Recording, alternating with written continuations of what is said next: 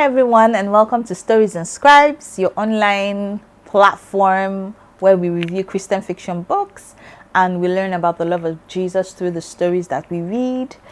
I'm so happy to be here and hope you're doing good today.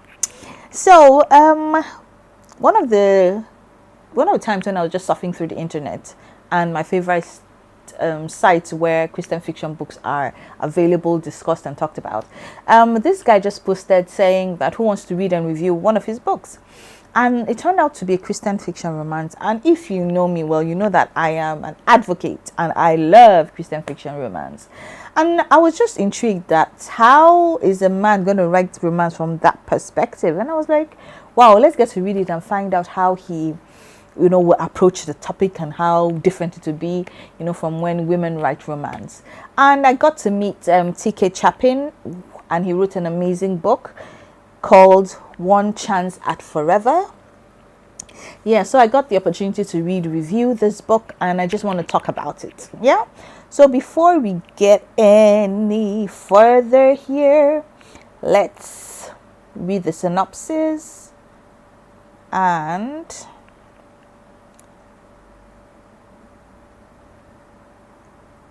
so, is it possible to be happy when you have nothing?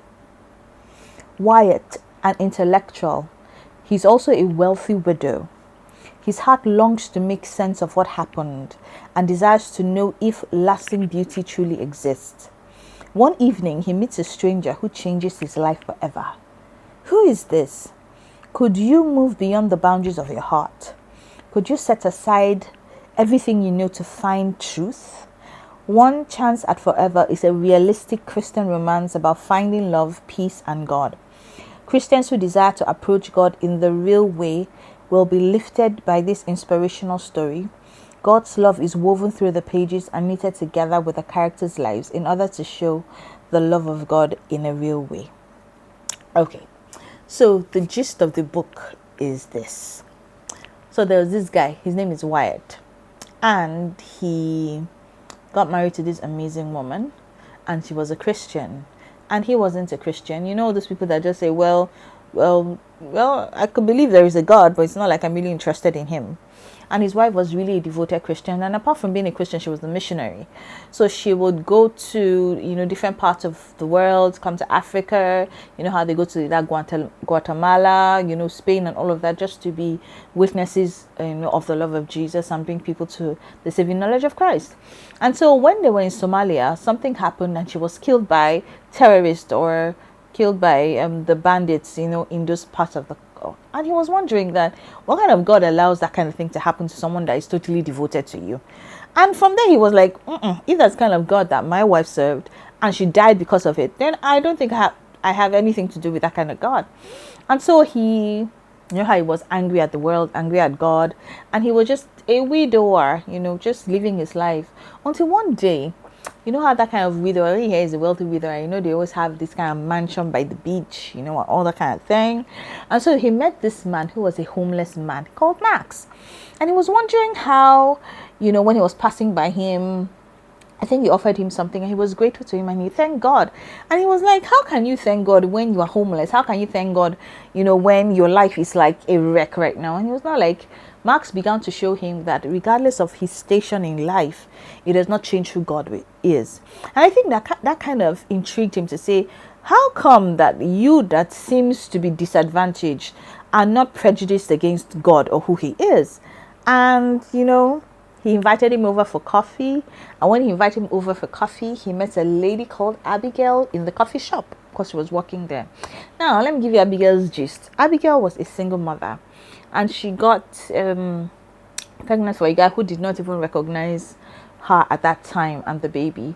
And Abigail's story was a bit sad because her parents died in an accident and she had to live with her aunt and her elder sister.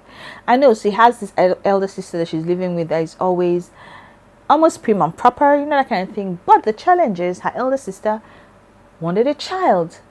And Abigail had a child out of wedlock.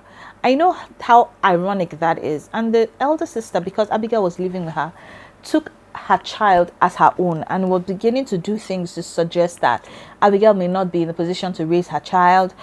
She has the opportunity, she has the means, she has a house, she has a husband. Abigail is struggling with her job, she doesn't have a house, living with her sister.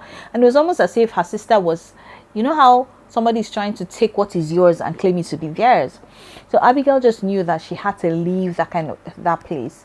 And she was even getting into job at work. She was having issues with her boss and all of that. And Abigail meets Max. Abigail and Max are friends. So Max, homeless, comes to Abigail's store to get a cup of coffee and whatever Abigail has in store for him for that day. And at that time, Max had met Wyatt, and Wyatt had invited Max for coffee. So he took him to the coffee shop where Abigail was working. So you see that connection, and that's how Wyatt and Abigail met. Now, so as a wealthy widow, he had a place that he wanted to rent out. Abigail was looking for a place. And you know that one thing Abigail did? She loved photography. And that was what she was doing. She loved photography, she loved to draw, she loved to do a lot of things. And as a wealthy man, he wanted to, as a wealthy writer, because he was a writer as well, he wanted to capture some scenes that would give him inspiration for the books and the things that he was writing. So he made a proposition to Abigail that he would pay her $1,000 to go on a trip with him, so that she could take pictures that he could piece together to get inspiration for his book. I know that's how, you know how it is now. That's how they started. They went on a road trip together. And you know how it is when they begin to converse. And I think that what I loved about T.K. Chapin was his unapologetic writing in talking about who Christ was. That regardless of it, it does not mean that God is not God. No, regardless of if I sinned, regardless of what I've gone through, regardless of what the world is saying, regardless of if terrorists killed someone that I know and that I love, it does not change who God is. Who change is not, God doesn't change, we change. God does not have to abide by some certain rules of or morality code. We do. So if we do things that are contrary to what God would ordinarily frown at, then it's really not God we should point out, but it's us we should point out. And I think that was what the difference between Abigail and Wyatt's story. Abigail said that, yes, I recognize that I sinned. I recognize that I took the steps. This was a choice I made. Was it right? No. But I found that in doing that and recognizing that what I had done was not right, it led me back to God, not away from God. And I think that when T.K. Chapin and when Abigail said that to Wyatt was a bit stunned, because it's easy for you to say, okay, I did this has happened to me, I disregard who God is. No, the thing is that God's standards never change. God's principles, his laws, his light, his love, his truth never changes. We have to adapt and adopt what God has said, not God adapting and adopting what we think is right. You know, so that is something that we ought to learn. No matter what it is, no matter if the world is turning up, down, down, up, God doesn't change. His word, his principle doesn't change. Methods may change, approaches may change, but the principles, the core things of who God is and his truth never change. And I think that that is something that we ought to learn. See, all of us have different journeys, and coming to the point of truth with God is a journey we all take personally. Wyatt started from the point of anger, like, my wife died because she loved God, and how can a good God make bad things happen to good people? Abigail was from, I know God, I love God, or I've come to know God and come to love God through the mistakes that I've made. So at what point did you, listening to me, come to know God? At what point did you love God? At what point did you come to recognize that God's mercy and his grace is available to you regardless of what I've gone through? And are you coming from a point where you think that, well, this God that I'm serving, I'm not really sure what's going on here? But what point have you come to recognize that regardless of how you feel, God is God, and God will always love you and bring you to the point where you recognize him as a God of love? You know, and I think that in the relationship between Wyatt and Abigail and Max, God was able, through their stories, point to Wyatt to say that, I love you regardless. Oh, yes, your wife was hurt. Yes, you have to come to the point where you forgive the people that caused you that pain. And in forgiving them, you recognize my love. Because the truth is, when you recognize God's love, when God's love hits you, that reckless love that we're always singing and talking about, when it really hits you, when you come to the point where you're at the lowest ebb of your life and you recognize and see God's love, then you recognize that loving others, forgiving others might not be easy, but it is doable. It is possible. Because once you interact with the reckless love of God, you recognize that regardless of who I was, who I am even going to be, God loves me. And I think that Wyatt came to that point where he recognized who God was and recognized that God loves regardless. Through the life of Max, a homeless man that could still thank God regardless of his situation. Abigail, a single lady who had nothing with her, but God had orchestrated her steps and caused her to recognize that she's loved, through all her struggles. Made Wyatt recognize that, see, let me get to know this God. And in getting to know God, you get to know his love. And in getting to know his love, you get to fall in love with Jesus. This book was such an amazing book. Thank you, TK Chapin.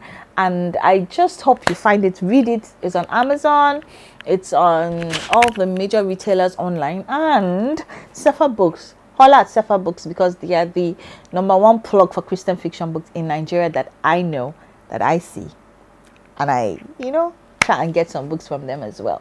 Thank you so much. Looking forward to being here again and hosting another topic or another book with stories and scribes. Don't forget to subscribe, click on the notification bell, do a thumbs up for me if you liked it, and leave a comment in the comment section. God bless you. Have a wonderful, wonderful, wonderful time. Bye.